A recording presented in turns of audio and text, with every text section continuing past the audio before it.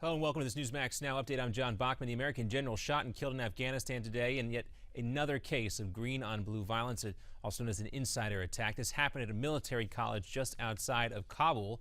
The shooter arrived at a military training academy wearing the Afghan army uniform. Military officials believe that shooter was a member of Afghan security forces. At least 15 other NATO service members were wounded in that attack. Many of them are also Americans. Rear Admiral John Kirby spoke on the incident earlier today, saying that there is no reason to distrust Afghan military forces in that country. I've seen no indication that there's a degradation of trust between coalition members and their Afghan counterparts.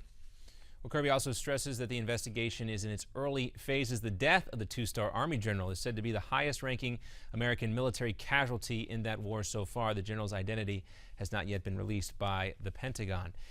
Now, the second American aid worker diagnosed with Ebola is back on U.S. soil. Nancy Wrightball landed in Atlanta earlier today. She had been in Liberia treating Ebola patients in Africa. Wrightball is now joining the other American infected with Ebola at Emory University Hospital. Dr. Kent Brantley arrived in Atlanta last weekend.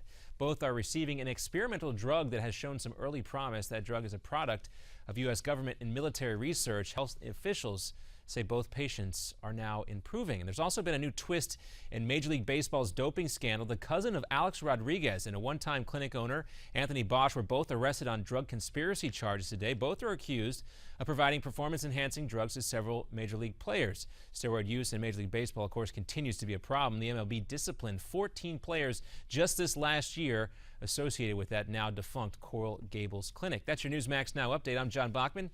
Now here's the Steve Malzberg Show, live from New York.